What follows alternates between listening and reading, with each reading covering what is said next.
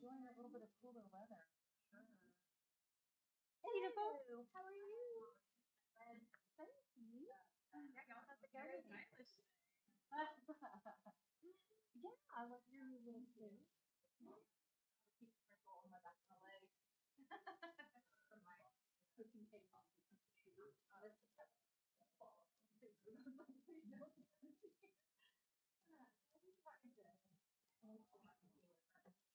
Oh, no.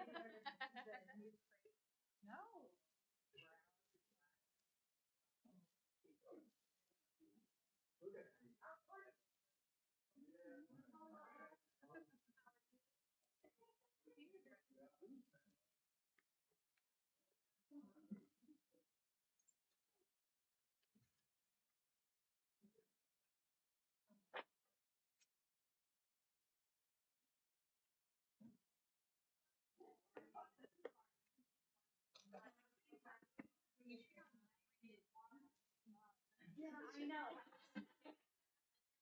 didn't bring you.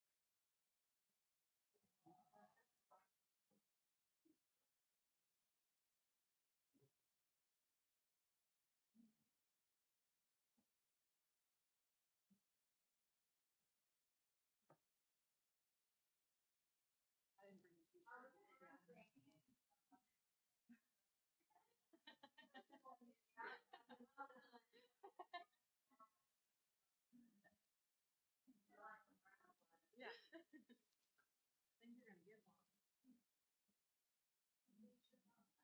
I think you're gonna get one. Brady brought them. I think they're the old county shirt. But I said, oh, she should have got one. Yeah.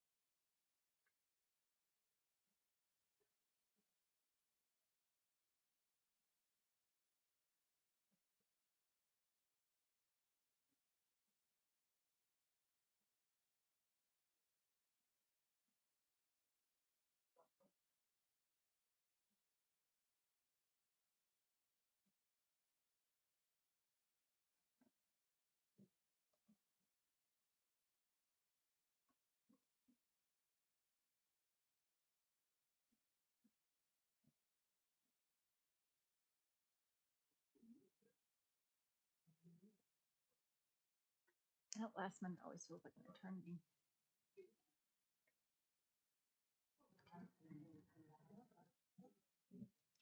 Okay, it's now 10 a.m. We'll call the meeting to order.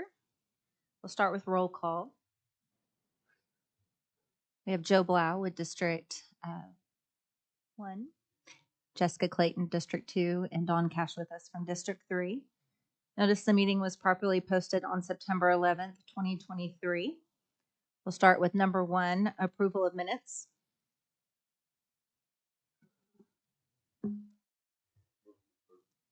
Second. We have a motion and a second. All in favor? Aye. Aye.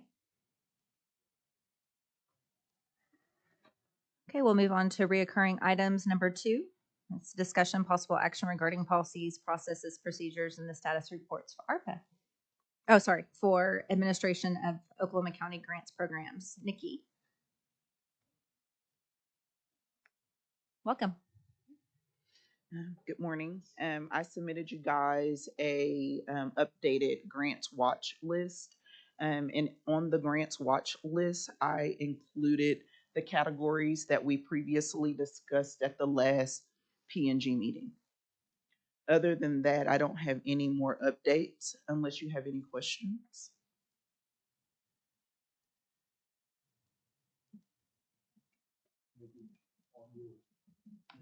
On your watch list, thank you for providing this. There's two there that don't have a status read, so that's Oakland County, Attorney General, that's opioid, Yes, sir. right? And that's the funding that is separate and apart from what the county received as part of our CEs. Right? Yes, sir. And then the EDA, DOC, both of those are on the agenda later. Yes, sir. Well, and so the opioid is also on the agenda later, right? It's just also sitting on a possible list. And then one, I don't have it in front of me, I'm sorry, but one just did not qualify. What was that about? So that was the TSAT funding grant, and one, we don't have a site. It's a time stamp thing. Their grant period ends before we'll have selections set for the jail, and so we would have to apply for it next year if we wanted to proceed with the idea that was presented with that grant funding. We just don't have everything settled into place, and the deadline ended. The deadline for us to submit something on that was I don't know the exact date, but It was contingent upon what we haven't done yet with regard to the new facility. yes, ma'am. Okay. Yes, ma'am.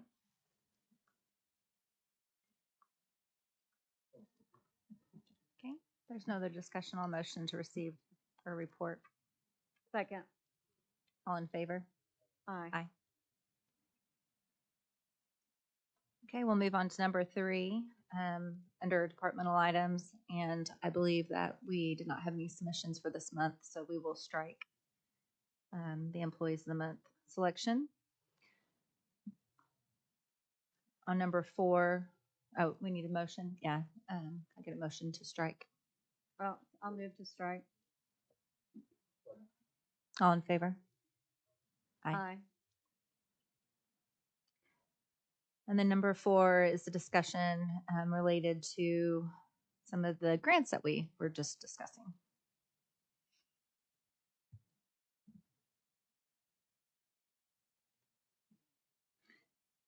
So I had this funding opportunity presented to me by the treatment courts for Oklahoma County. And as you see, there is a letter of intent that needs to be filled out for us to submit for the grant, which is separate from the opioid lawsuit money that we received. This is a separate funding source. But it's also been brought to my attention that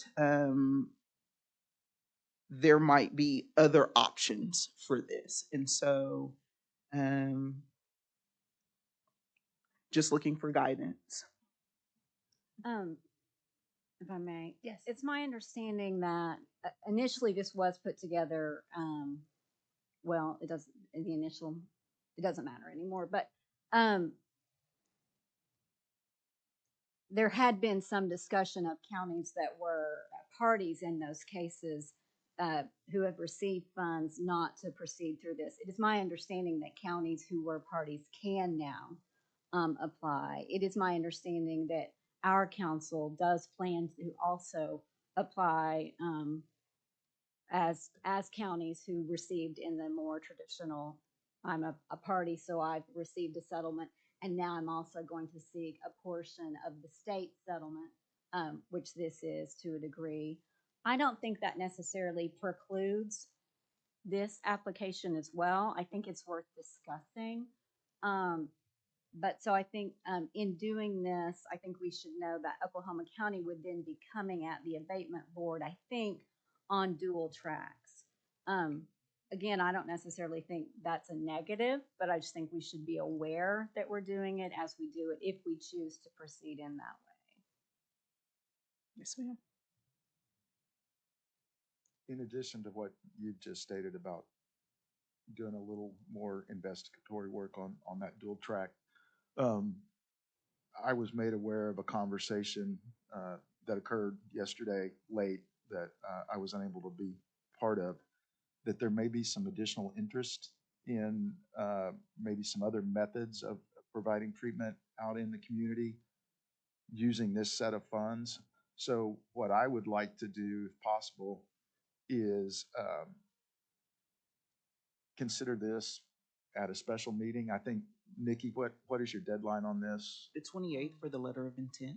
So this group would need to potentially make some recommendation to the BOCC, and then the BOCC meet in order to move forward or not. So if we could, let me have a little more time to have some of those internal discussions in our office and be a little bit better prepared if we could do that. So Jessica, if we could schedule, I think Nikki also is going to mention a grant that the timing of which, as of now, is perhaps outside us meeting. So a special meeting would help her with that one as well. So, And if I may, I can kind of speak to this new grant. It's a Department of Justice grant. And basically, it is a grant that will create a study for juvenile diversion programs in a nutshell. I have met with the district attorney and her team, and we have met with other community partners and organizations who would like to partner with us. So we've done a little bit of legwork just to see if it's something that will work for us. And I think that it would. I think that we have a couple of preliminary ideas about the diversion programs kind of working. And we have a couple of ideas about the community implanting that's required for the grant. And so there are discussions that are happening. So. I just wanted to jump in there and say that when my staff met with them last week, this is something that we're looking for additional funding for the ankle monitor program. Okay. And we already have that bill. It's in the process. It's in the works, but it's ready to fund. So that was another piece that could jump in with this if that was the board's recommendation. Great. okay, so on this specific item, then I would move that we would defer to this group's next special meeting. Second. All in favor? Aye. Aye. Thank you.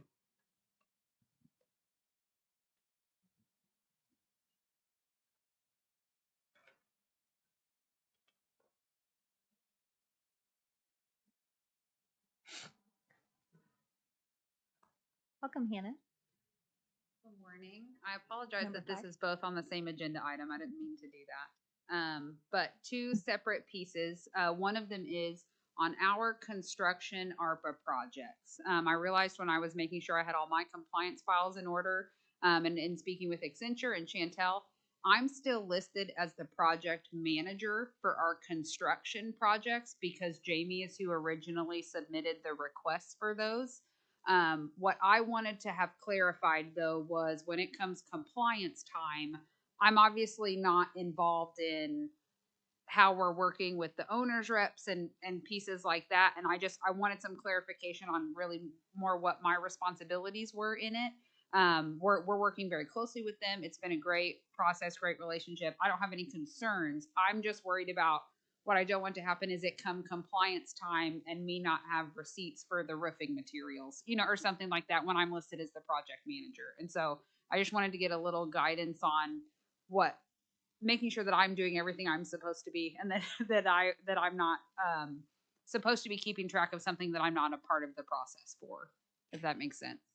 Danielle, the weekly meetings that you have in regards to ARPA compliance and follow-up, is that discussed in those? And maybe it'd be a great idea in order to invite some of the directors that oversee or program managers for these different projects. So we do have those conversations. I think the slight confusion that is related specifically to some of the construction projects is the delineation of they have a facilities team at the JJC. There's a facilities team here at the county. You have also procured an owner's rep.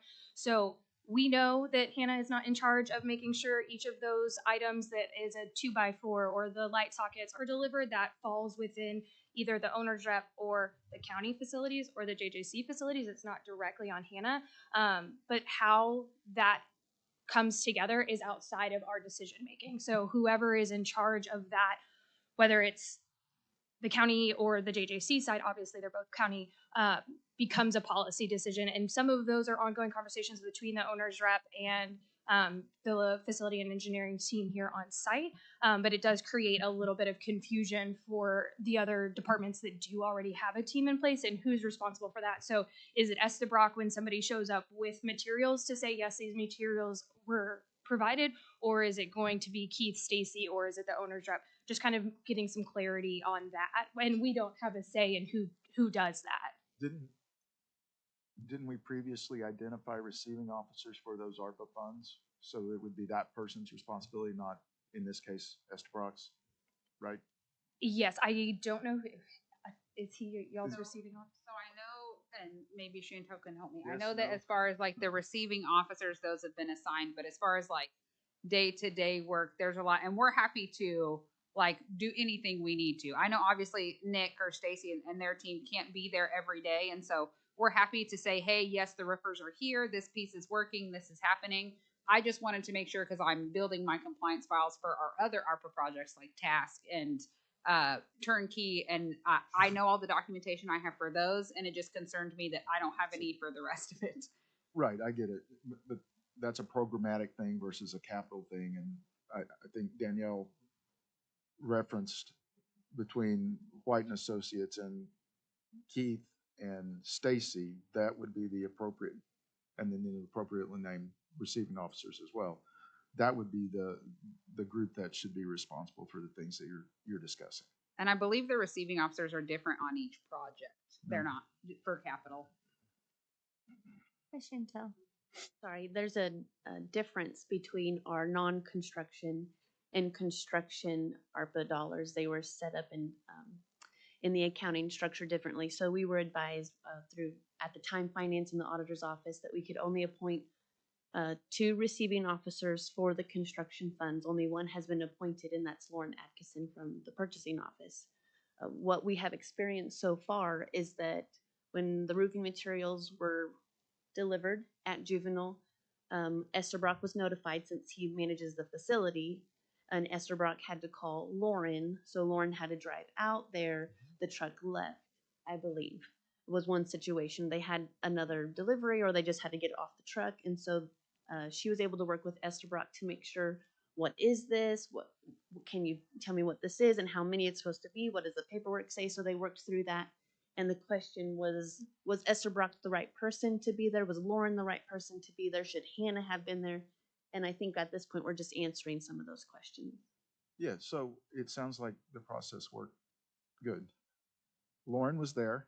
She laid eyes on it because that's what she's supposed to do, correct?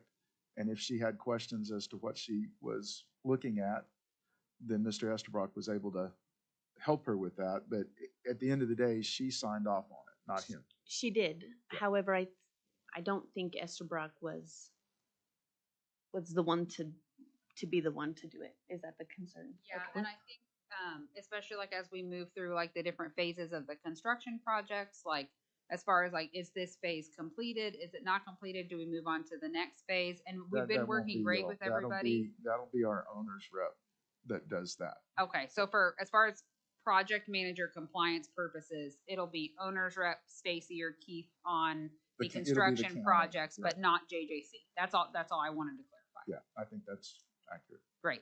Does that work for you? Yes. So do we, as far as the paperwork goes, do we need to formally change that? Yeah, we can update everything. We'll update everything on our end to reflect the owner's rep being the point of contact through that, and assuming that Keith Stacy provides the documentation to the owner's rep, and it all goes into the shared files that we have with Chantel's office. But we'll update that and make sure that Hannah is not listed. Thank y'all. Okay, so second part of number 5. We've had a lot of discussion about courtrooms, if they go to JJC, if they don't go to JJC. With the renovation of DHS, moving from previously they rented the entire 4th floor and half of the 3rd floor. They're moving to only the half of the 3rd floor and vacating 4. What wasn't realized when they started that project, the reception for DHS is now going to be almost touching the reception for the district attorney's office. So it presents a security concern that the DAs are then walking in, sharing the bathroom, sharing the hallway with the same families where they realistically took their kids away. And there's not a security presence on that floor.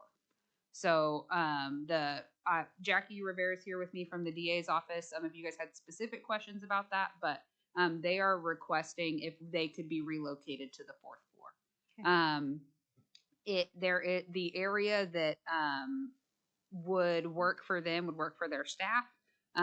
If it all kind of hinges on the long-term plan for the courtrooms. If courtrooms plan on going to JJC, if they go on 4, obviously I don't want to start engaging in a conversation with DHS about can we move the DA to that space if that was your long-term plan. So, but I can't move the DA until we know what's happening. And so but we're getting closer and closer to the time when DHS's reception will open on 3. So I just kind of wanted to put it in front of you and get a little guidance on if you guys knew of a long-term plan. If the courtrooms go to JJC, based on security concerns, based on everything else, and that's where all the other courtrooms are. If we were to put courtrooms on 2 instead of 4, which is vacated, it would require my staff to relocate to 4. So, Hannah. Yes, sir. I don't mean to cut you off, but this is really an area that's kind of the purview of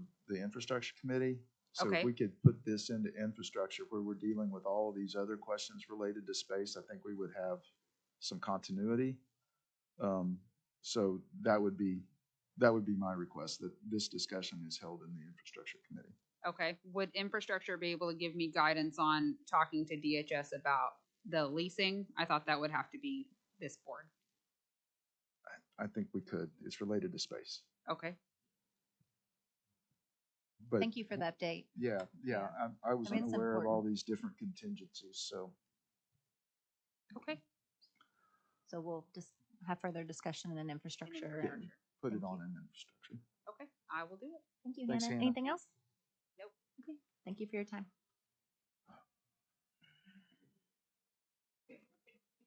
Okay, and we'll move on to number 6. Nikki?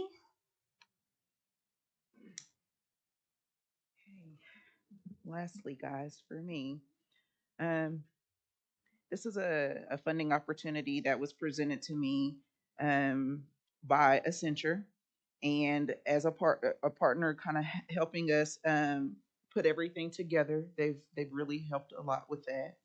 And this is basically a Department of Commerce, a DOC grant or economic development grant. And it is aimed to alleviate persistent economic distress and support long-term comprehensive economic development and job creation in places with high prime age, which is the ages of 25 to 54 years old, that do not have a job and they are not seeking a job. So, sorry, go ahead. Just quick question. The statutory reference here, 1925, Title 19, Section 25, deals with the courts.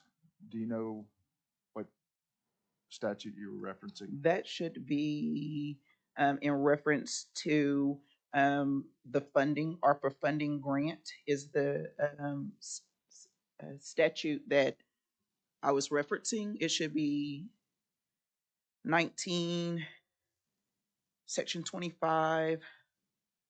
Are you talking, Nikki, about the Title 19, the 339 general powers of the board that I think With the ARPA, references the ARPA correct, funds? correct. Okay, so let me find that and we'll correct the agenda item.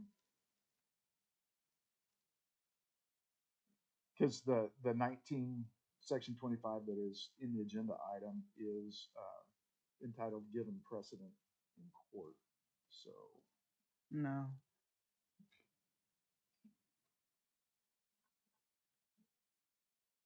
Who will the community partners that references Oklahoma County and other community partners will collaborate and ask for funding to alleviate the economic distress?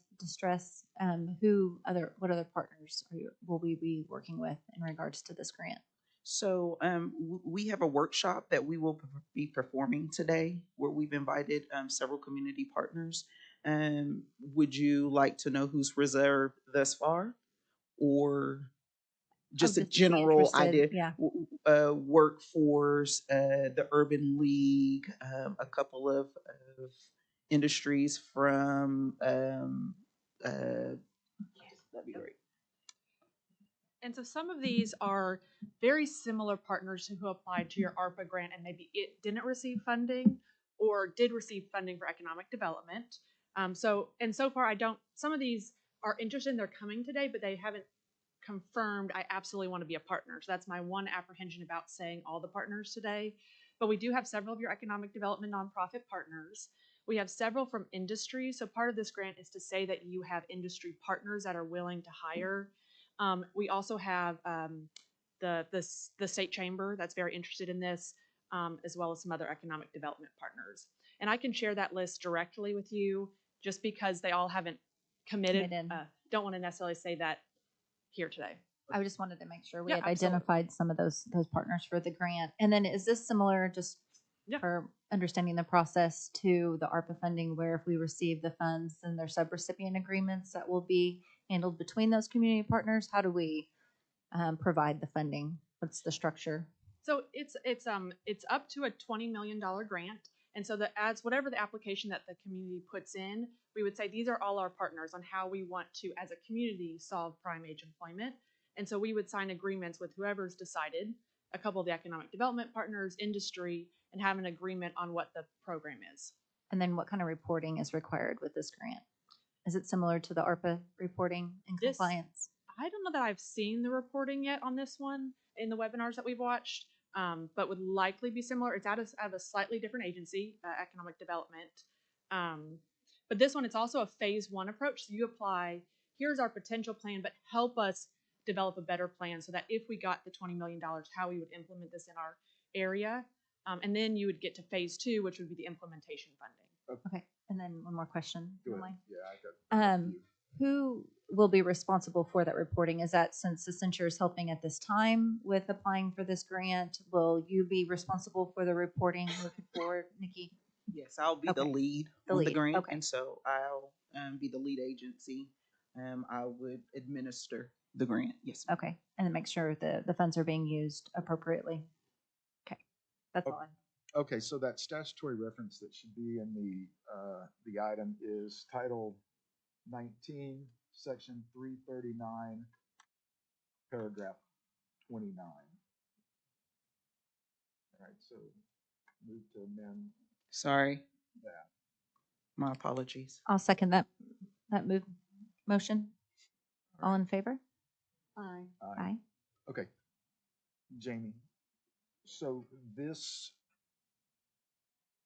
grant is included in the American Rescue Plan Act. It is.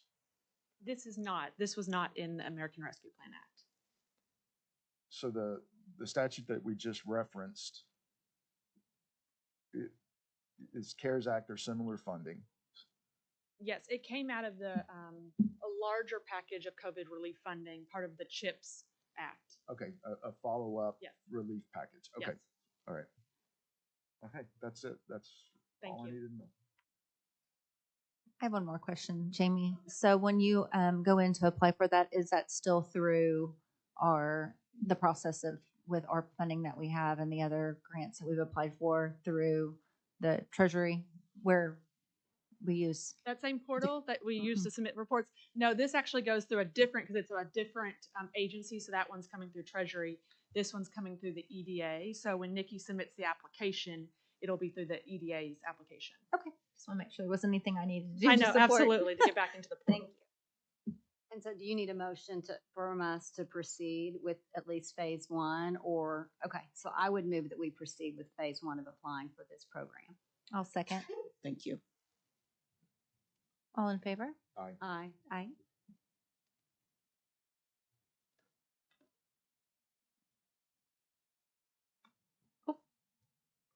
I think it, did you second? Yeah.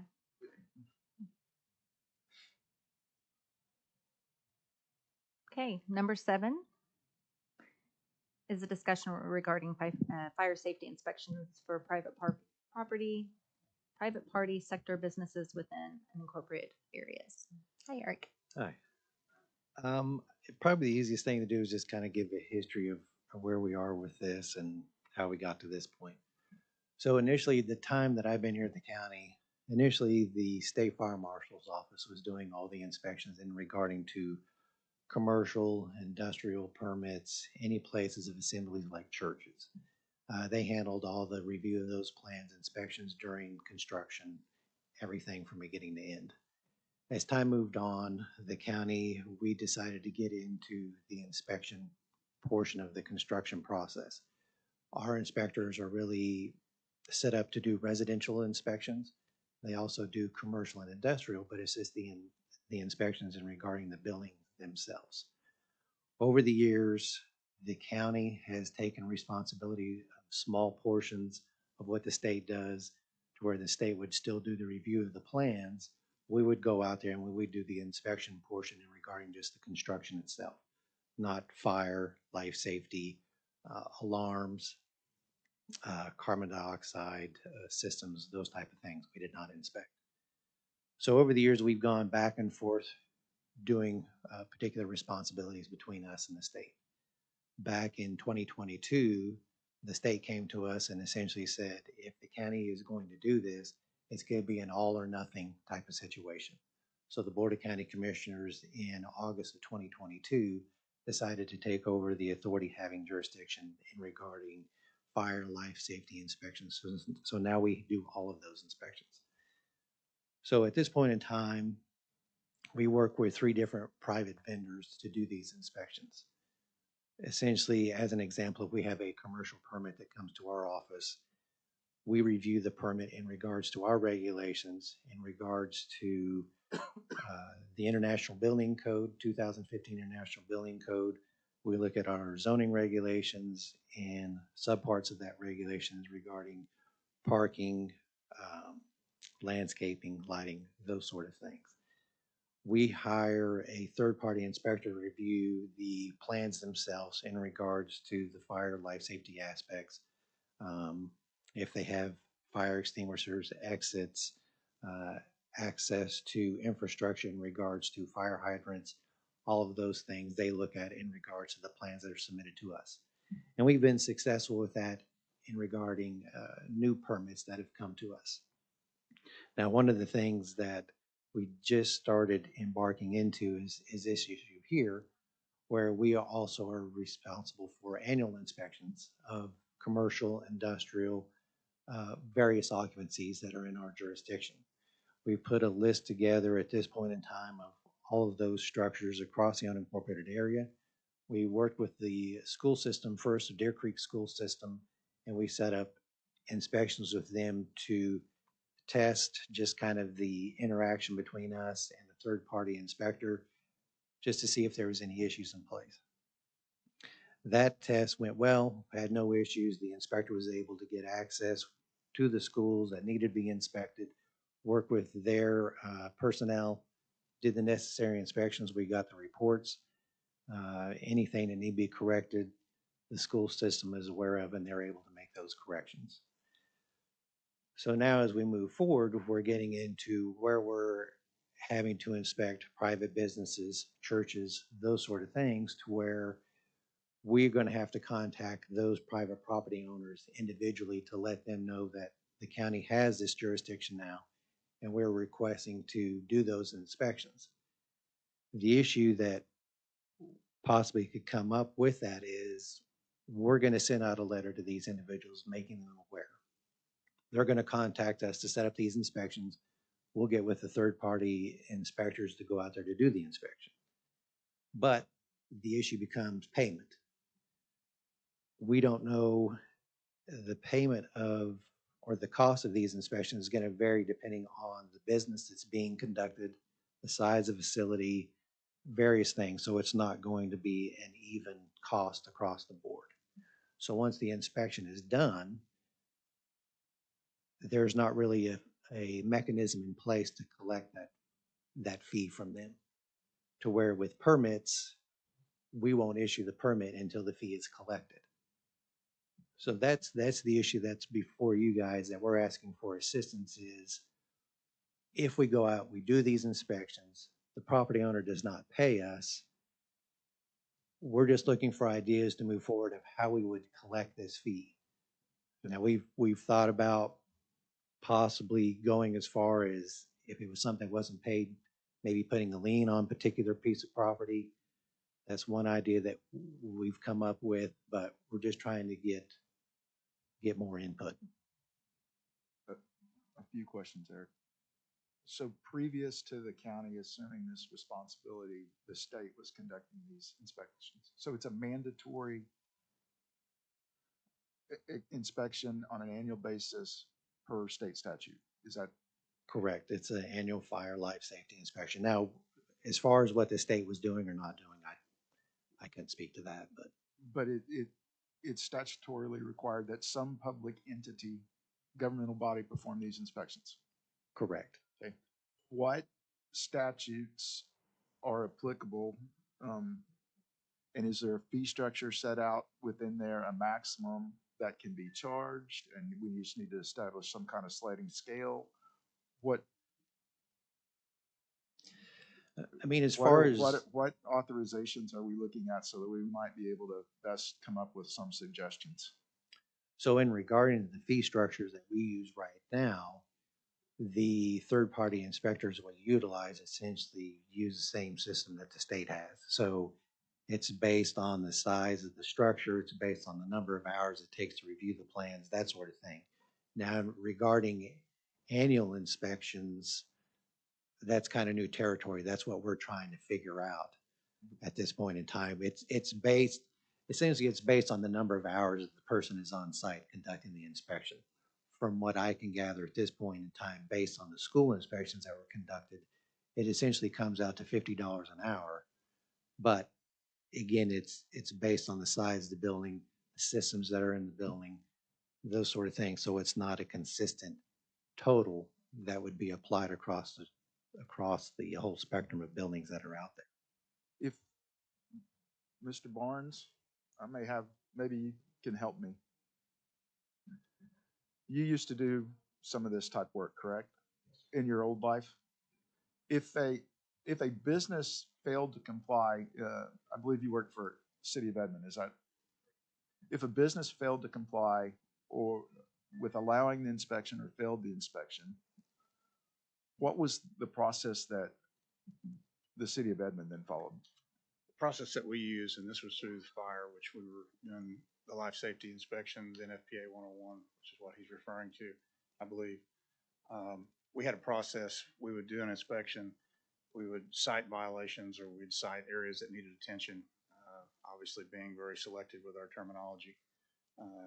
We'd give 30-day notice and we would do a return reinspection in 30 days. If it was still not corrected or if some items were still not corrected, excuse me, we would do another 30 days and do reinspection. And if things were still problematic, we would do one more inspection. So there's 3 30-day periods that have 90 days there. If at the end of those 3 periods, the corrections were not made, we gave a 10-day notice and we go back and do reinspection, and that would be subject to fines, closure, whatever. That's what I was wondering, if certificates of occupancy were essentially removed, therefore, I, I think there's a lot of questions here beyond just what is the fee? He mentioned placing a lien. Eric, I think we really need to look deeper at what are the ramifications of the failures and what means do we have at our disposal to gain compliance. So if you could provide me with some statutory authorizations that I can begin to at least look at, maybe the others would like that as well. Sure, and we're only talking commercial? It's any place of occupancy. So where you have the general public, so that's churches, commercial, I mean. And do you Deer- have a feel for volume? I mean, we just kind of started putting a list together. I mean, in Deer Creek alone, we probably have about 70 structures. So if I had to take a guess across the entire unincorporated area, you're probably in the neighborhood of 150. Okay, across all 3 districts? Right. I'm thinking in real time what all information I would want. I think there are several different, I think we probably need to have an ongoing discussion of what data we need from you before we can really give you significant guidance. How quickly are you needing a turnaround on this answer? I mean, fairly quickly, I guess, because this is something that we've been at for a year now. And we've been trying to work out with these processes through various mechanisms that we have. So we started with the building permits, new structures that are coming to play. We have the ability to collect those fees because we have some hammer to hang over their head. To where in this case, you're talking about certificates of occupancies. Well, on older structures, we may never issued never a have certificate of occupancy to begin with. Right. We really didn't start issuing certificates of occupancy until we started doing inspections to begin with, which was back in 2002 now. Okay. So a lot of the older structures, we may never issue that to begin with. So that's in regards to his question. But all these other mechanisms that we have in place, we have a hammer to hold above their head to collect the fees. And regarding this particular one, we're relying on the individuals who own these businesses, churches, whatever the case is, to come to us to set up these inspections, have the building open to where we can conduct the inspections. There's not really a permitting mechanism that is set in place currently that forces this. But they are coming to us. We haven't begun a process of identifying. Nobody is coming to They're us. not coming to us. We We're are identifying. going to Okay. them just because we've taken over this. And there's no impetus authority. for them to. Okay. Right. Yeah, I would have several questions. So to the question of the volume, couldn't we ascertain that information from the state fire marshal's office since they were previously conducting these inspections? If you can get a hold of somebody. Okay. I mean, that's the problem we've always had is communication.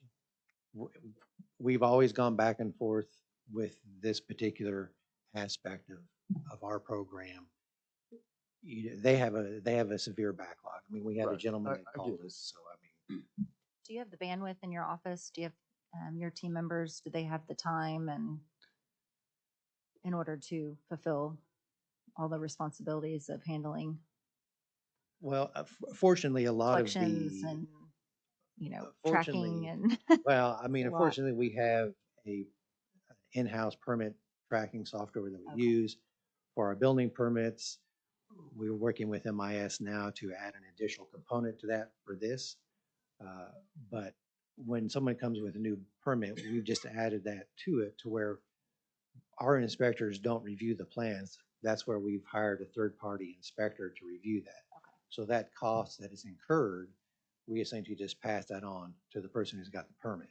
So that really hasn't slowed us down too much. Sure, it takes extra time, but I wouldn't say it's significant. The test run that we did with the schools, working with that third-party inspector and working with the schools, we had a meeting with them beforehand. Mr. Barnes was part of to give them a heads up of this is what we're responsible for now. were asking cooperation. They had no issue with that. We were able to set those up, get the inspector out there and do those fairly quickly. In regards to everything else, it's just going to come down to, we send out the information, that individual private property owner contacts us. We set up the time with that inspector, go out there. So sure, there's additional time that we're spending to do that, but I wouldn't say it's so significant to where we're getting bogged down. I will say Stacy is trying to get in-house personnel caught up on some of this to where we can start doing some of these inspections in the future. But I would, at this point in time, I would probably say we're still about a year off from that actually taking place. So that's where we are currently. Couple of points I would add, if I may. One is, this is, as you can tell by a lot of the verbiage that Eric is selectively using, this is a catch-up. This is a gap that's been in place for a long time. I served on the State Fire Marshal Commission for 5 years, and I know what the workload and what their capabilities were at that time. They've since changed fire marshals, state fire marshal, and Keith Bryant is now there. Some of you probably know him. He's very proactive in moving forward. That's why the change was made with Oklahoma County a year ago, 2 years ago, as he's trying to do those things. But this is also a mechanism, in addition to the catch-up piece, we're looking at a gap in the public safety code enforcement piece for the life safety code. This is also a mechanism where inspectors can go out and determine if there's been a change in occupancy. Somebody may have had a business in a particular structure, and now it's, say, an assembly occupancy, which the codes are significantly different. The ramifications are significantly different. So this would allow identification of those things, ongoing issues where that change of occupancy can be a big deal. There's also a low level of that that's being utilized in several jurisdictions now for the smaller businesses, those that have just a routine where you go check an exit sign and a fire extinguisher, make sure the door swings right, where they can actually perform self-inspections and they provide you with the form. You touch base with them on an annual basis. They can do self-inspection. I mean, those are the mom and pop small operations that consequences are minimal. Their traffic incoming public is very minimal. They're not the high hazards. They're not the more significant, say again, occupancies where, particularly the assembly occupancies where you could have hundreds, potentially several hundred or even 1,000 people there. That's obviously a much higher priority. So there's scaling within this. Just one additional thing. I mean, we've looked at other counties. So Wagner County, Rogers County, and Tulsa County have the same responsibility that we do. Looking through their information that they have, the only thing is they're completely different state statute than we are. They have a metropolitan area organization that they utilize. And so I think a lot of those, from what I can ascertain, as an example, Rogers County, they have Claremore that they work with. So there may be some connection there between the Claremore Fire Department and them being able to complete these tasks. So unfortunately, there's not an apples to apples comparison, since we're on a completely different state statute than how they operate. Okay. So it sounds like you'll be sending us some additional information in regards to statutes and kind of processes, and then we'll revisit again at a future meeting. Sure. Any other updates? Thank you, David. Thank you. Thank you. Okay, I'll motion to receive report. Second. All in favor? Aye. So it's been requested to skip to number 11, Grant, Billingsley, and Renee.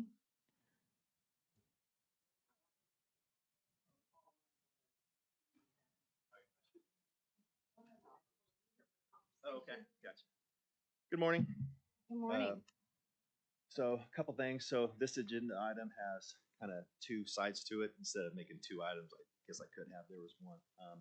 So first, as relates to data collection, as you know, we've had these conversations in the past and several years ago. Data is always a good thing.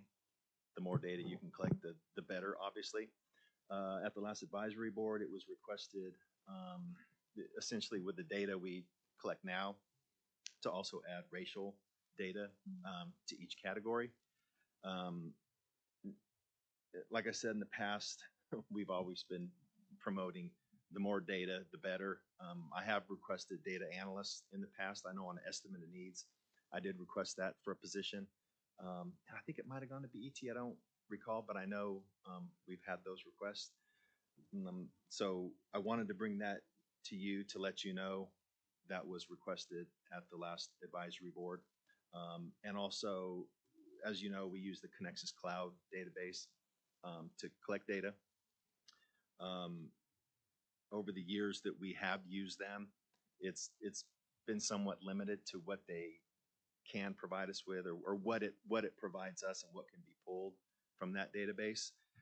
Again, after that meeting, the next day I had a Zoom with them and kind of broke down what was requested and what was needed and how this could work, because they haven't been able to easily pull it for us yet. In that conversation, they couldn't find a means to easily pull that data. They said give us this week, and they were going to talk to their people and dig deeper into our profile in that to see if there was another means that data could be, I guess, easily collected.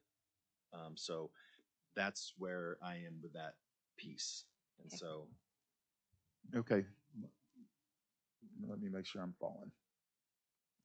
You currently, within your daily practice, are recording various identifying criteria, correct? right, essentially, as anybody is released to us for supervision, we create a profile. Within that profile, it has all that data. And the issue is, we're not reporting that data to, is that right? As of right now, correct. Has the Board of County Commissioners ever weighed in on this? No.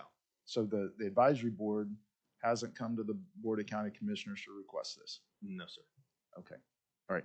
With regard to Connexus, I remember when we first got this, it was kind of portrayed as the means to all of our ills being fixed.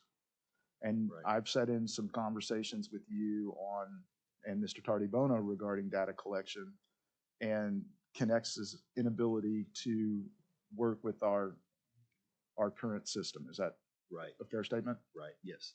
And you said you again visited with them and they're not able to get the data into the forms that you need. Right. Essentially the data would be there, but as it sits now, the way, even for example, failures to appear, just for example, there's not a parameter and a button I can click and it just spits it out and says, here you go for these parameters, this date range. So there's kind of I guess a backdoor, best way to describe it, a backdoor way to get it.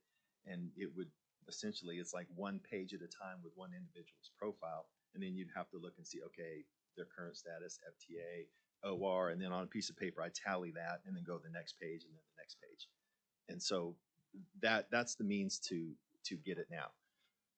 Fingers crossed, hopefully something happens within the next week and they're able to identify a means or add something to it to allow us to do that. But I will say, for not to defend Connexus, but they did say our type of department is a first for using Connexus. It's typically used for post-sentence treatment courts, which we're obviously not. And so they did say before we started it was going to be a struggle for certain things, but they are before we started, but after we agreed to do it. Right.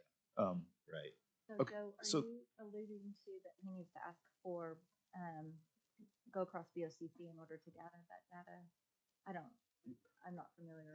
Only the board can direct any of our department directors to do anything. So if there are things that court services needs to be doing or should be looking at doing, I believe it's the board that should direct him. Grant, go back to the data piece. So Connexus is difficult at best. If we can get to the point that it works, you're doing manual data collection. Right. Okay. A few years ago, we invested in a new case management system for the DA's office and the public defender's office, if I remember. I think it's Carpel. Right. Do you have access to that? We do not. if you had access to that, do you know if this type of reporting would be more easily done?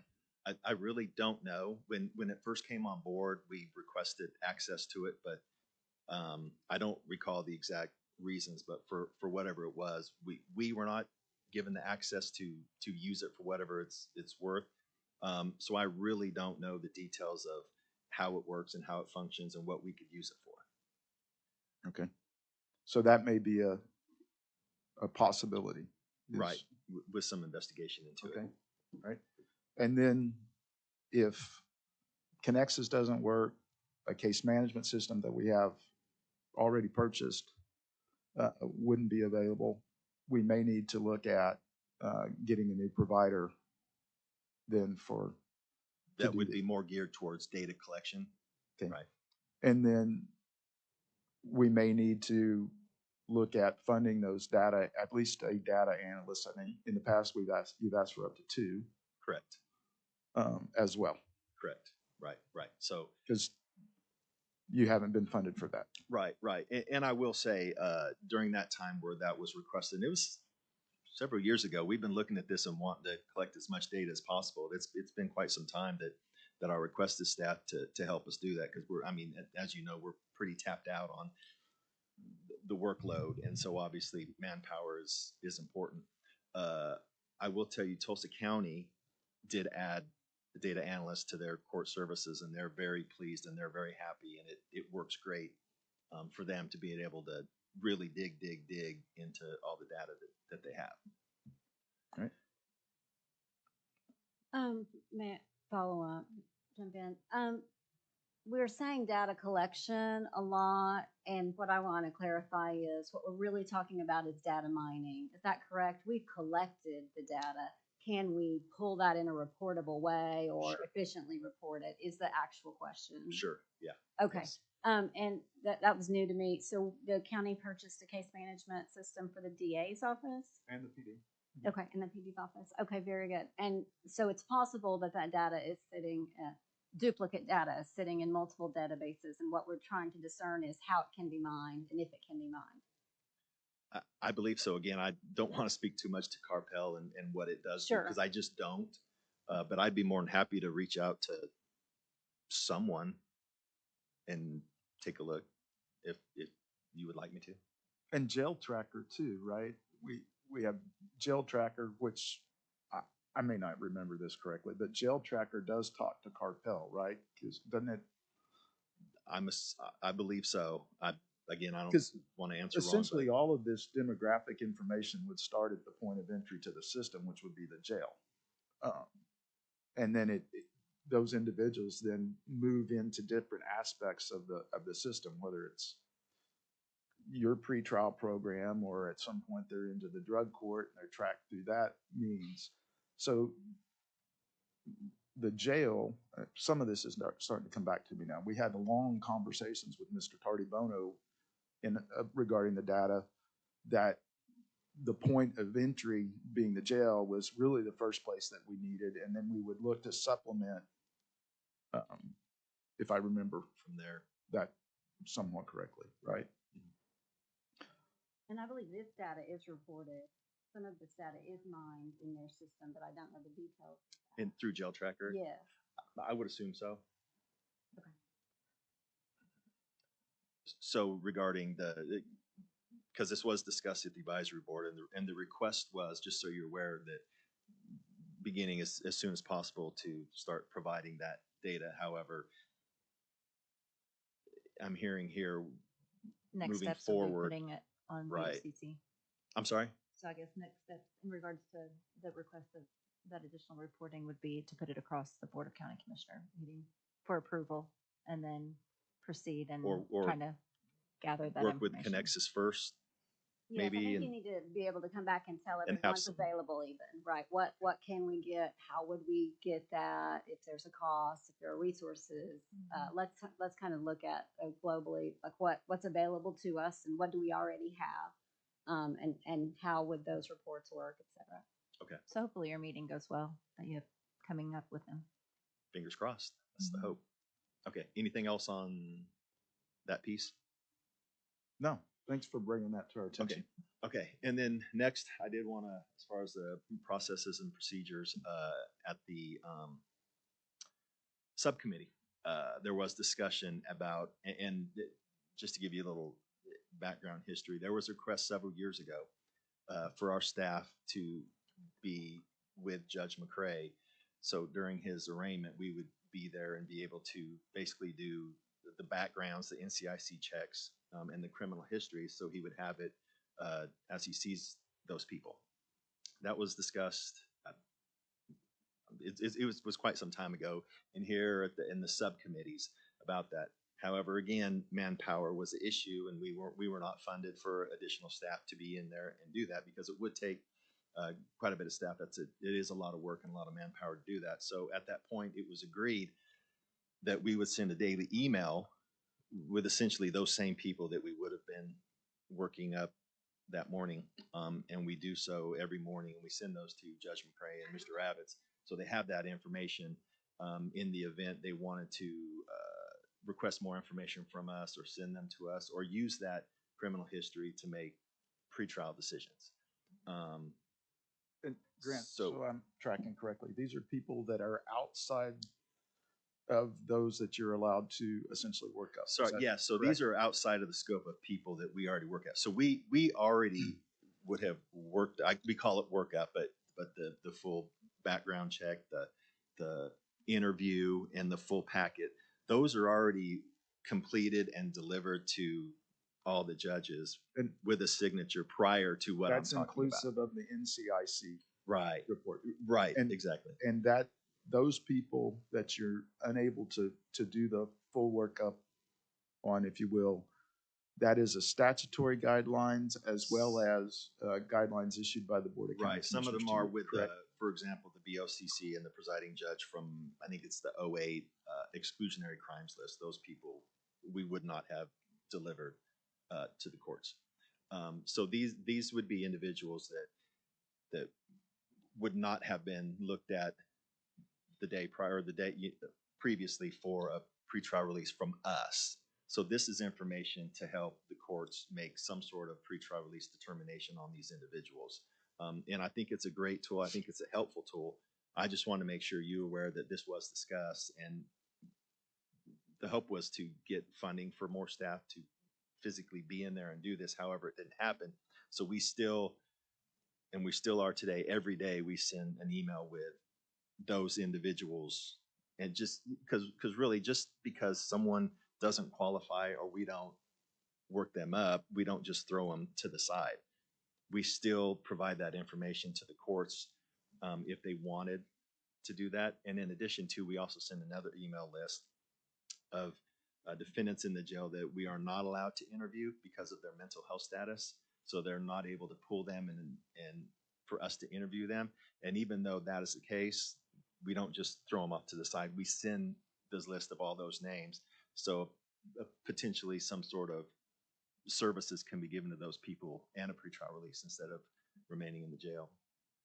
So there are options available for those that don't qualify for the county's program to Oh. still be reviewed and perhaps be afforded a pretrial release option. No, absolutely. That's two of those additional tools. We go beyond our scope of ones that would qualify to help the courts make those determinations and do what we can on our end to give those opportunities. Yeah. So that was it. I just wanted to update. And if anything changes with that, if there is a request or anything changes that they would like us back in the courtroom, I'll let you know. I did reach out to Judge McCray and ask that question, and he seemed pleased with how it's functioning now. It's how it's working. However, that doesn't mean it couldn't change tomorrow. In the event it does, we'll be happy to bring that back. But from what I was told, is it's working very well. Thank you for your work on that. Anything else? Thanks, Grant. Okay. Okay. I'll motion to receive report. Second. All in favor? Aye. Aye. So we'll move on to 8. Danielle?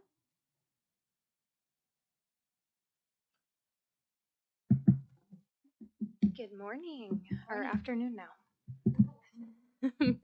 So this is our agenda item that we utilize to kind of talk about ARPA ongoing projects, upcoming projects, any questions or concerns you all would have about the weekly status that we sent out. So just a quick overview of things that are kind of going on and moving with regards to ARPA. So as you guys know, there are 20 community applicants that are receiving ARPA funding, and there are 2 of those, including the Home Finance Authority and the Griffin Memorial Hospital, which were previously approved. So 20 total agreements. We have 17 of the subrecipient agreements drafted. Some of those have been already approved on the BOCC agenda a couple weeks ago, and there's a few more on the agenda for tomorrow. There will be 3 more upcoming, and then we do have 3 that are kind of in a holding pattern right now as we're waiting on additional information from those organizations. Because most organizations received less funding than what they had requested, we just asked that they provide us with an updated budget summary and then project description. Haven't gotten that from 3 of the organizations, and when we do, we will update those agreements as well, because we have to have that information to determine their risk. So the subrecipient agreements and the community applicants are moving along really well. We've had several individual meetings with these organizations, and that is outside of the 2 trainings that we did related to subrecipient monitoring and what that compliance looks like. And that information is also linked on the county ARPA webpage, so they can always go back and reference that PowerPoint that we had put together during that training. You will see in a report we're going to give after this that we're showing that there are several projects that have no expenditure of funds yet. So there's been no PO. A large portion of those are related to infrastructure. So those are our ones highlighted in yellow generally. Those are ones that have ongoing conversations in infrastructure, or the pieces are moving, but there hasn't been an expenditure as of yet. And some things are slowly rolling in. The courtroom lobby for JJC being one of those, waiting on the actual contract for that to come through. But so it may show that there's no expenditure, but things are actually moving. So that's something to be aware of in relation to infrastructure projects. And we do work closely with the owner's rep team. Every Wednesday, we do have an internal meeting between us and some county departments and the owner's rep. So any outstanding questions are asked at that time. And we have shared kind of our compliance requirements with them, and they do the same with us. So monitoring those as they go along, but no significant status update on that. And then, Can I ask you? absolutely.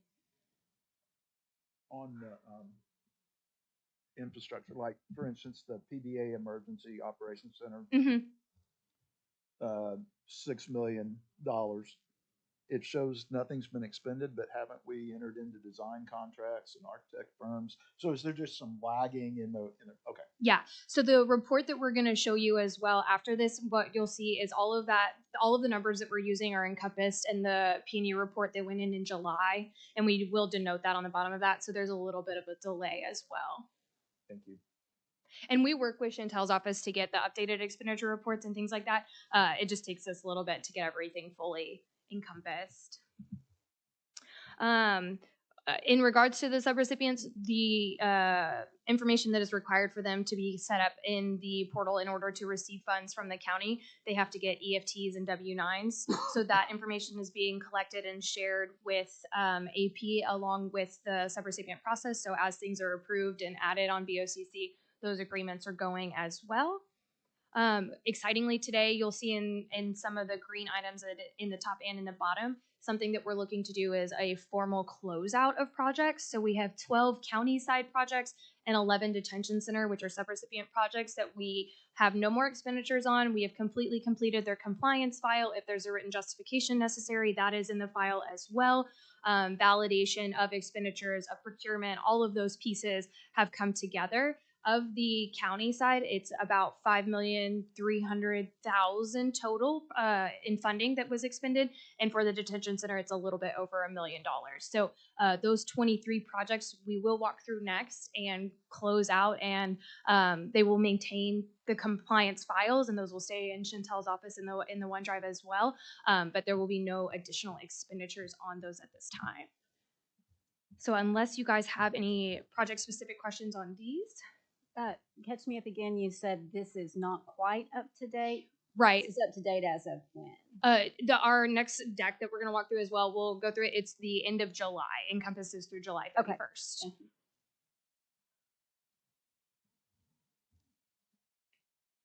So that is everything I have on 8, or I think we're on 8. Yes. Do we need a motion to receive? Okay, well, I'll motion to receive the report for 8. Second. All in favor? Aye.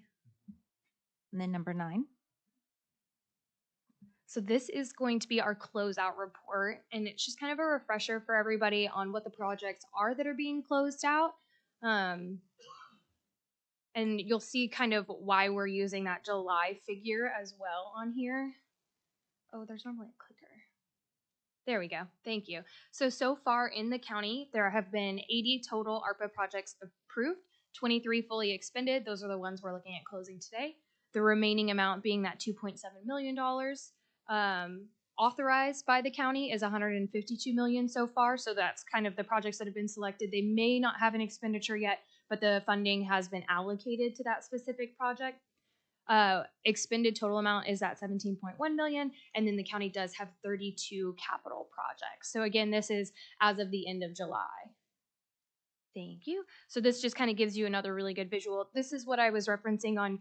There's a significant number of projects that you're seeing there is no expense on, but several of those being infrastructure related projects. So they are in the works, and those contracts just have to come to fruition in order to start seeing some of those payments out the door. We do want to note 2 important things. A third of the county funding is between the mental health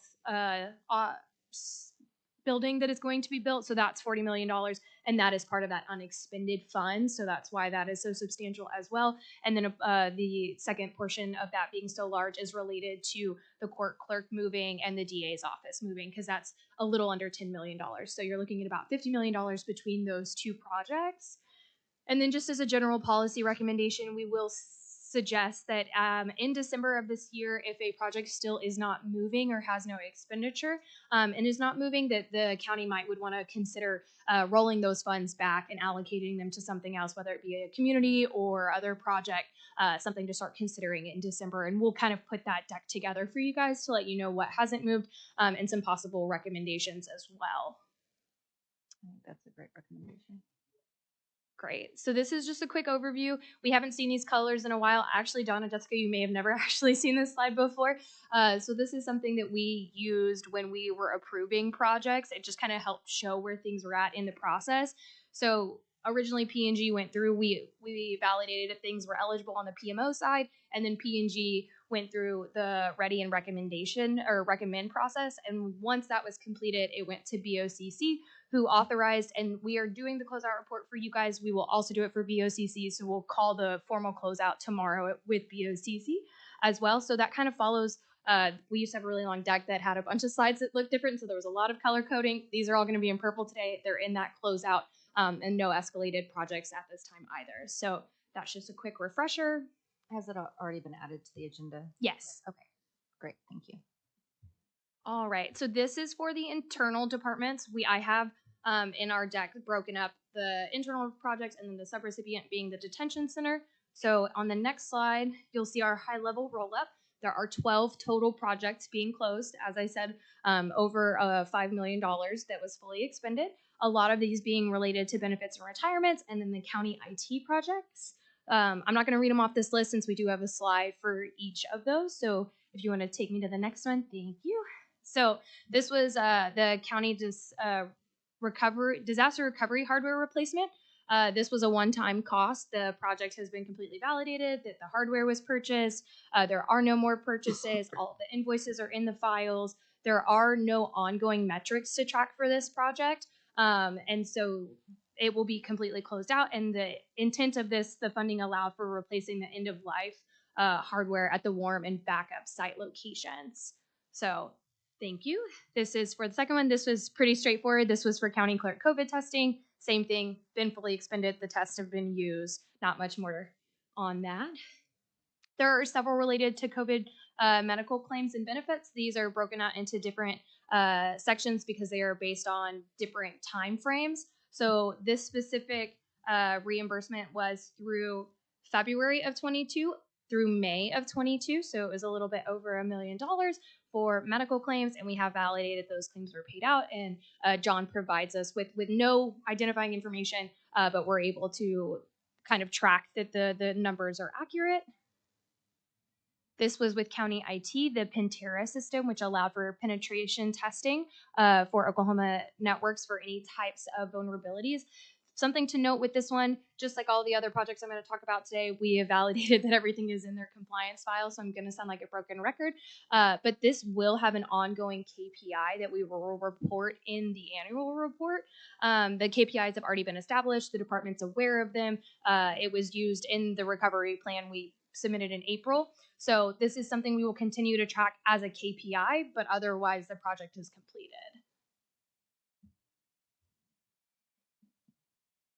Thank you. This was for, and this should say County IT, apologies. Excuse me, this is for the secret server through the County IT department. So this stores and protects sensitive information in the network. And same thing, it will have an ongoing KPI to report, but all of the necessary information at this time is in its file. And at the bottom, you will see what the KPI we're tracking is. So this one was that 100% of administrative credentials were stored in the secret server. That went on the April report. So we will continue tracking KPIs moving forward. And then also for, this should say County IT, apologies again, this was the Q Radar. So this was their cybersecurity software that they implemented. This will also have an ongoing KPI, and it's just kind of tracking the incident reporting. So at the bottom of this one, you'll see there was a little over 7,000 incidents that were identified to date and logged. So the system is working, and we will just continue to report on how the system is working. This was for medical claims. There will be no additional reporting, and this covered, so the last one went until from February to May. This one goes from June to July of 22. Next, thank you. This one is for the Social Services Department. The Social Services Department offers cremation services for indigent individuals, and during COVID, they did have 7 deaths that they took part in cremation services for because their cause of death on their death certificate was COVID-19. So this is a reimbursement of those, and there will be no additional tracking required. Medical claims again, so this one picks up where the last one left off, goes through the month of August through 22.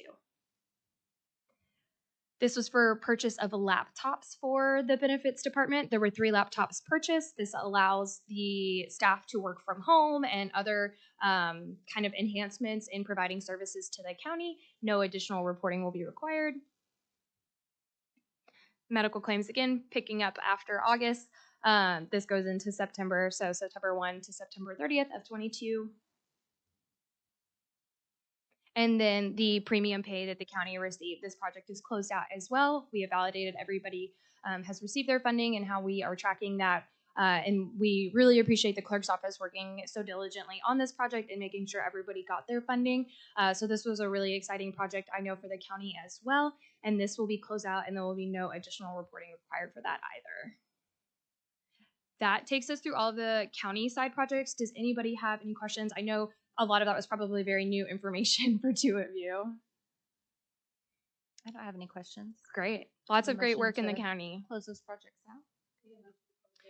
out. Yeah, recommend to close the county side projects out, and then we'll take those to POCC, and then we'll do the same with the sub-recipients.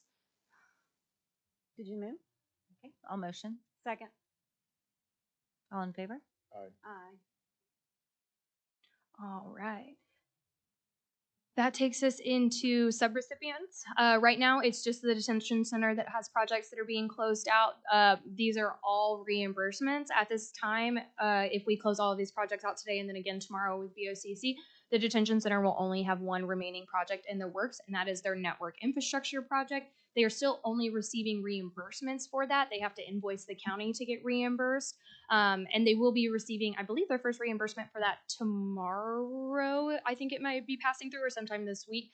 So it will be happening in the very near future. And that project will keep going. So it's not included here, but we do have 11 total detention center projects to close. So this is just kind of the high level roll up of what those were, and the total expenditure being a little bit over $1 million. All right. So the very first one is the Avigilon system upgrade. So this is very similar to what the county did with their COVID-19 contact tracing capabilities in implementing the security cameras. So this is a similar mechanism, and it allows for the contact tracing at the department. There will be some ongoing KPIs with that.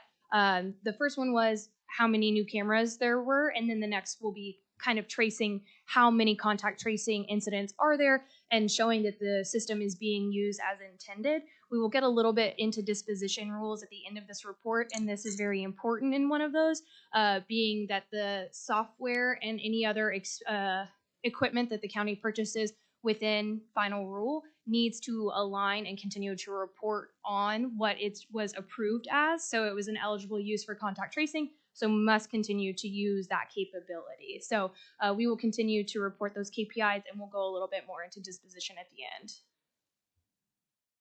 This was for COVID testing at the detention center. They purchased nearly 6,500 tests and utilized those. There will be no additional reporting for that. There are several PPE related purchases that were made through the detention center.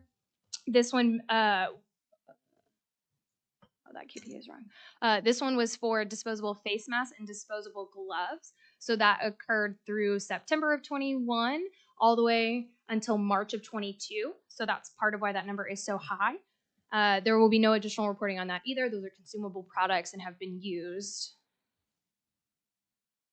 For the quarantine pod, this was kind of where the detention center was housing their new inmates as they came into the facility. They were required to do COVID testing and ensure that when they were moved into the larger population of detainees, that they were not going to spread any COVID amongst one another. At that time, given the concern of spreading COVID through touch and other materials like that, they purchased completely new items for in this area. So each new detainee received a new mattress, sheet, blankets, completely new outfit, towels, and sandals that nobody else had previously used. So this reimbursed the cost of those brand new purchases, and there won't be any required KPIs moving forward. This is for the live scan fingerprint. This is something that the detention center purchased to help with the processing portion of bringing in new detainees. This allows the staff to not have to be as involved in physical touch when it comes to processing the detainees, which is great in order to help promote social distancing and spacing out of individuals. It also increases the ability of time, so you're able to more quickly move individuals through the intake process, so there's less backlog and less individuals kind of near one another, so really helps enhance that as well. Thank you. The full body scanner is very similar logic. It helps in that intake process. Both of these, the live scan fingerprint and the full body scanner, will have continued KPIs moving forward, and it's things such as, you know, the number of scans that are occurring. This is just to, again, ensure that the project is being used in the way that it was approved, and this will help to continue with the social distancing in goals at the detention center, and it's also a great enhancement to technology infrastructure. This was for a one-time cleaning at the detention center of their pod offices and elevators. There was an outside company that came in and did a full deep chemical clean of the facility with COVID-resistant types of cleaning materials. No additional reporting on this either. This was for more COVID testing. Again, they were testing every individual as they came into the facility. Staff was testing, and so this covers September 22 through May of 23.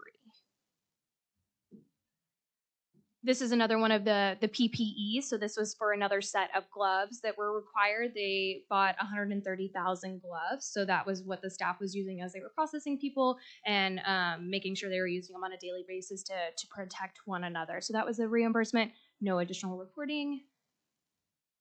That will be the same for the face mask. Again, same logic as just before, and no additional reporting moving forward. And then COVID testing, this is the last one. Again, this is for additional testing. This was just through July and August, though. There had been an ongoing contract between the detention center and Trinity for a larger amount of funding for COVID testing.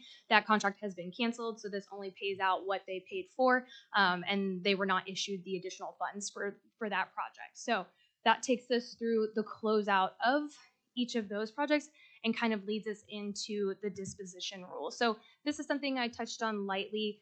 The equipment that is being purchased with the use of ARPA funds must be used in the program or project for which it was acquired for as long as necessary. So this is kind of whether or not the federal government is still coming in and doing audits, you are to use the equipment as its intended purchase. So during the period of performance, you'll want to use this equipment as it was purchased with SLFRF funds, and it can be expanded. If you go to the next slide, it can be, it's the third one, sorry, next one. It can have other uses. So your security cameras are a great example of that. Its primary function in an eligibility is that it is for contact tracing purposes. It obviously has some ancillary purposes as well, and that is fine as long as you continue to use the contact tracing portions. At any point, if you stopped using that, then it no longer is an eligible expense because you're not using it in the manner in which it was previously approved as eligible. The county has really great disposition rules itself, so there should be relatively light or no concern in how you dispose of your property. It is important to know anything under $5,000 you don't have a concern with, but if it's over $5,000, you do have to request from Treasury what the disposition rule is on that equipment. The general disposition rules have not been made public yet. They just haven't gotten around to it, I guess. So if it is no longer needed and it's over $5,000, you must request a disposition instructions from the Treasury Department. If they fail to provide you with guidance within 120 days, then you can retain or sell them without concern, but otherwise they are going to provide you with those. So it's just really, really important. Yeah. So on that, is there a time period in which you must request that disposition information on Treasury? For example, we purchased some vehicles with some special air ventilation systems. Mm-hmm. Vehicles age, they roll off in inventory. Would there be a time that the county would no longer have to seek guidance on those, or is it a continuing for as long as we have the vehicle? Or is that something that's yet to be determined? So right now, what they're kind of defaulting to is go and look at uniform guidance on the disposition rules, since we haven't had any additional rules. So if you go to the next slide, oh, sorry, it's the second one on disposition rules, right here, right before this. Thank you. Yes. So if sold at any point, if that is going to be used to acquire replacement equipment. So if you take all these vehicles and sell them, but use those funds for replacement for new vehicles, then you can use those proceeds to offset the costs of the replacement. Okay. Or if you just sell them and use them for other things, you still have to take the market value of what it's currently worth. You take a percentage out, and then that funds has to be automatically sent back. And then at the time that we began making these purchases, all of our departments or other officers were aware of this information, correct? So right now what we're doing, especially during closeout, is sharing all of the disposition rules. And so the disposition rules for SLFRF just were clarified in July of 2023. So that's why we have the SLFR rules down here. So we will also make sure that all the departments, and we can send this out, the disposition rules, because now we're getting to the point where in a couple of years, some of this equipment may reach its end of useful life. Okay, thank you.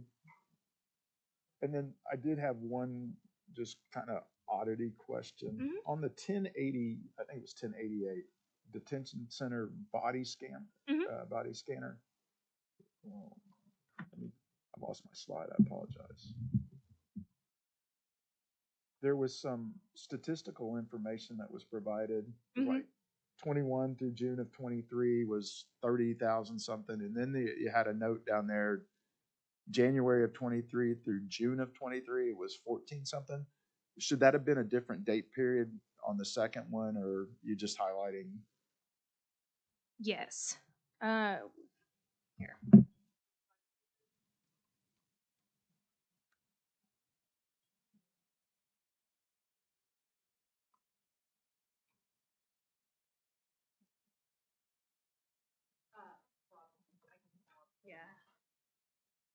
Yeah, it looks like we put the wrong dates. Just a different- okay, all right.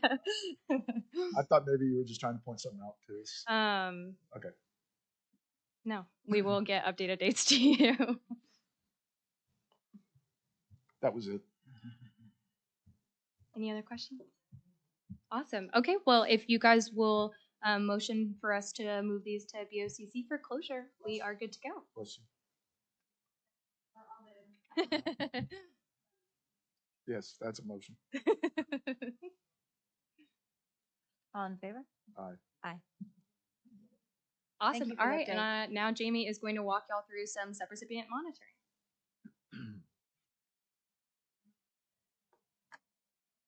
Thank you.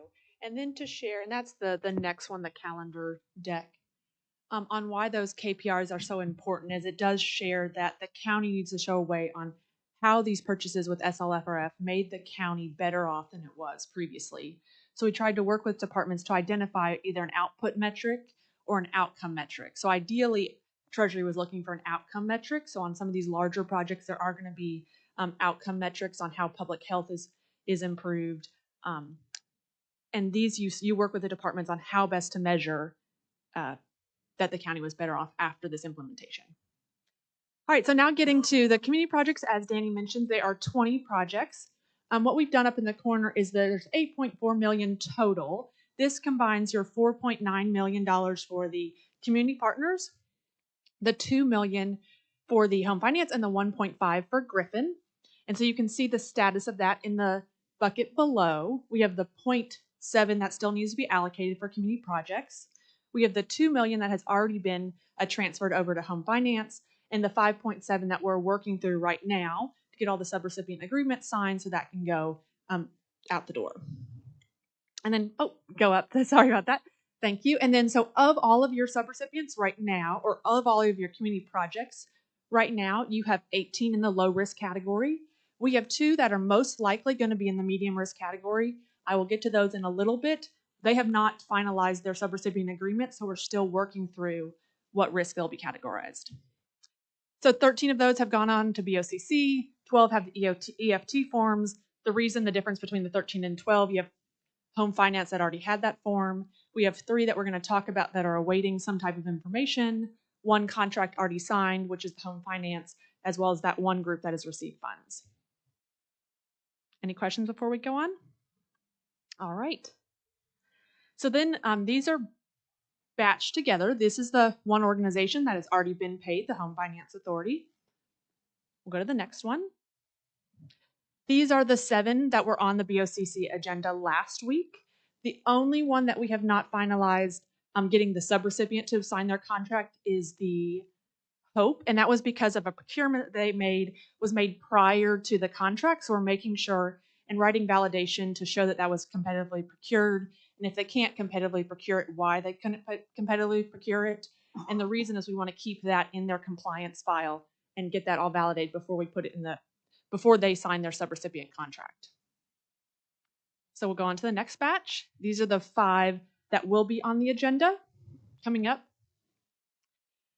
And if we go to the last 4 that we're working on, these 3, next slide, thank you. These last 3 that you will see on a future, 3 of those except for placekeepers, you'll see on an upcoming agenda. Placekeepers we're working with very diligently. They're in the affordable housing category, and so there's a couple of different ways that they could choose to be applicable for affordable housing, and right now they're trying to choose which one of those that they want to be categorized under. And so once they finalize that, and we had a great couple of conversations with them, as well as the Home Finance Authority, giving them some advice on which is the best affordable housing category to consider. We will get their subrecipient agreement finalized, and you will see these remaining 4 soon. And then one thing I'll just highlight on that, if you go back one more, a couple of your subrecipients also got SLFR funding from another entity, Remerge, Urban League, any OKCR, and Griffin. And so we want to ensure that there's no duplication of benefits, so the county's not paying for the same thing another entity is paying for. And so we're meeting with that other entity and making sure that's in their contract. And then the last 3 we are working on, next slide, thank you, is New Day Recovery. This one, we are going to sit down and work with them. We asked them all to fill out a very detailed budgets as well as quarterly reports. And I think this was a new process with them, and this will be a lot of discussion. We also have the American Indian Cultural Center. They have a new executive director, and now I think that's going to move very fast. And then we have the Oklahoma State Fair, and I know that there's a state fair going on, so this one will probably be coming up shortly. Any questions on the status of moving all of your subrecipients through a contract agreement? All right. So the next step is now what happens that they have a signed contract with you all, and a lot of them, 18 of them, will get a direct allocation directly into their bank account. So what does that mean for the county, and what's your responsibility to continue to monitor them now that they have those funds? So all of these subrecipients were put into 3 different categories, and this Treasury employs this risk-based approach. And so those are low-risk subrecipients. All of them will receive their payments once their contract is signed. They will all then have a random sampling of their expenditures, and this is in your compliance framework at some point throughout the year, once a year. So what we would do is we would go validate that they're keeping all of their competitive procurements in a procurement file. They are spending it on what their budget said they were supposed to spend it on, as well as an annual site visit. And I'll get to that in a second.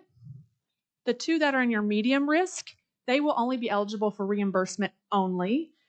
And then again, a random sampling of expenditures, but at a quarterly basis. So asking them some additional questions at a quarterly basis. And the last one is the high risk. So not only are you reimbursement only, but in order to get your reimbursement, you have to show a few more things.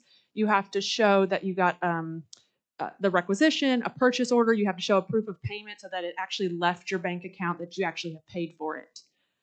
And then also the site visit. So those are the 3 different categories. If we go to our calendar, which is our next slide, or this is our checklist. So what will happen at that random sampling year, which can either be done on a desk review over a phone call or a site visit in person, is we would ask some of these questions. And so we would ask for either the sponsor or the financial officer to be present. We would ask for updates and photos of that project. Because the demographic information has to be submitted in the annual report, updates on the demographics served, as well as updates to their procurement. We would want to look through their procurement files, and then any marketing materials that they're using to advertise what they are doing. And that will go into your guys' annual report on community engagement. And so this checklist over here is all the items that we would be checking. Are the activities allowed? Do they have the correct cost principles? Are they having the correct cash management? If they have Davis-Bacon, are they applying to Davis-Bacon, which means paying the prevailing wage? That'll mostly only be for your construction projects, because the other ones aren't larger than 10 million, but the construction has a much lower threshold for Davis-Bacon. Are they using it for eligible? We've already determined all these projects were eligibility, but we would check to make sure within what they submitted their budget for that they're purchasing what they said they were going to purchase. We're validating that if they bought equipment, they know the disposition rules, they know they're still using that equipment for the reason they said they were using that equipment. We would track, are they on track to complete this project by 2026? Then checking in their procurement files. We did a very detailed training on competitive procurement with some of these subrecipients. And so I think that's probably the most questions we've gotten over the last month. And what they have to keep, how they have to competitively procure, at what thresholds. So you would check those. Did they get that correct information? If they are collecting income, if they are making money off what they are purchasing, are we tracking that? If they have real property, did they submit their quarterly reports on time? This next one is our responsibility. Was there any other special test? Was there a site visit? And are they following Title VI? And so this is what we have talked to the subrecipients would happen at an annual site visit or that annual check-in on their project. And on the compliance monitoring, if there's an area of concern that they need to address, is it within the contract that they'll do it? I don't recall. Within a certain time period, otherwise ongoing funds. I don't know that we put a time frame. I think we would put a corrective action plan together. If that's something we would want to set a timeline on, we could set a timeline today. That's part of why, for instance, with Hope, we have been, prior to having them sign their agreements, we've been saying, do you understand what you're signing? And walking them through the procurement process again, because that's where we're seeing the highest misconception.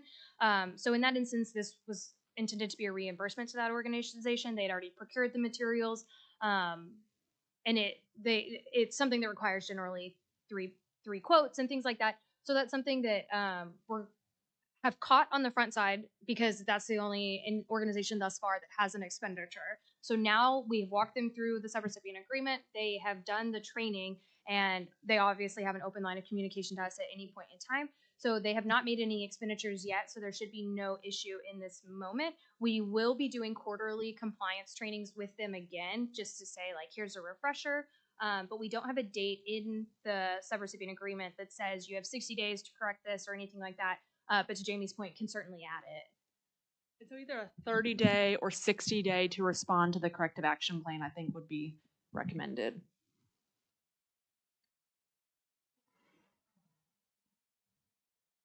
I can't recall, how does the agreement, failure to comply with any aspect of the terms, how is it outlined that you subject yourself to loss of funds? Or I can pull up the agenda. Oh, yes. There it is. Too many agendas open. Yep, so failure to correct or justify the deficiencies within the specified by the county may result in termination of this agreement. So before we just, I think, would terminate the agreement, I would give 30 days to correct the action plan or correct the deficiencies. Yeah, we should probably include a time frame. And then in addition to the termination of the agreement, any future funding is the clawback provision would kick in. That's already in the contract, right? Okay. Yes, that is already in the contract as well. Yep. Any failure to improperly use funds or any audit findings, all of that falls on the subrecipient, not on the county. Okay. So this would be the monitoring checklist. And then I wanted to show this last slide, which is the calendar of a proposed when we would do these activities. So we have just laid out on a calendar, because it's an annual for most of your subrecipients, of when that would happen. So the yellow is your low risk. The orange is your medium risk, so that would happen quarterly, some more. And then the red is your high risk. The green is when we would have the quarterly reports due, so we also have to touch base with them for the quarterly reports. And the purple is our recommendation on when we do a compliance webinar, at least quarterly. We have 2 that we would recommend and we would propose before their first quarterly report. They'll submit the first one in January since they won't have received funds by October. And we have 2, both one in November and one in December, to do more compliance trainings before their first reporting cycle. And these 2 were chosen because just the timing of when they got into the process, or there's some extra level of concern? The medium risk. Mm-hmm. There is their familiarity with using federal funds and submitting reports, and the compliance around competitive procurement or what they do with the equipment is why we considered, or high turnover in the organization, to put them in medium risk.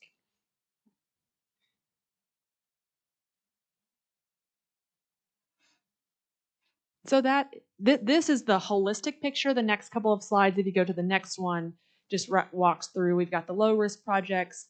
The following one is your county projects. So we have several projects that fall in that county. They're subrecipients, but they're through the PBA or another organization. We've got your medium risk, which are 2 community projects, and then we've got the high risk project as well at the end of next year.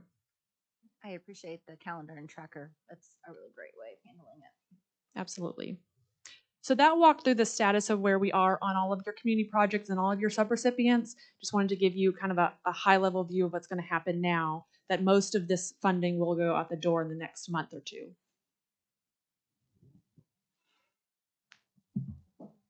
Any other questions or concerns?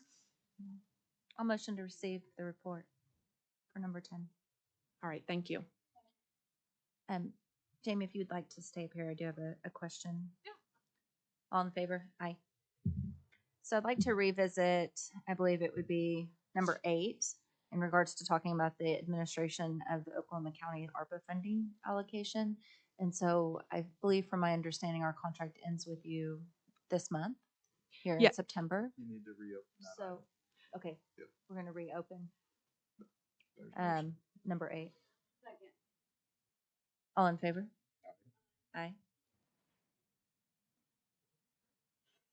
So is that something, speaking to the committee, that we need to discuss and add to the special, since we'll be having that later this month in regards to the contract with Accenture moving forward? That's fine. Okay. I know you had asked, and so I just want to make sure we have a Absolutely. plan of when Yes. to address that. So we signed the 3-month extension, which will end September 30th, and welcome to continue to have conversations about what we want to modify or change going forward, so that we are ready to discuss that at the special meeting. Okay. Thank you. We'll let you know when that special is. Thank you. I'll motion to receive report.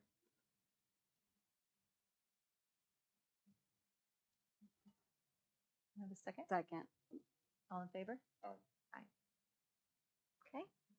Citizen participation. I don't see any citizens in the room. Any board comments? None? No, thank you. Okay. Any new business? I see none. I will have a motion to adjourn. I'll move to adjourn. All in favor? Aye. Aye.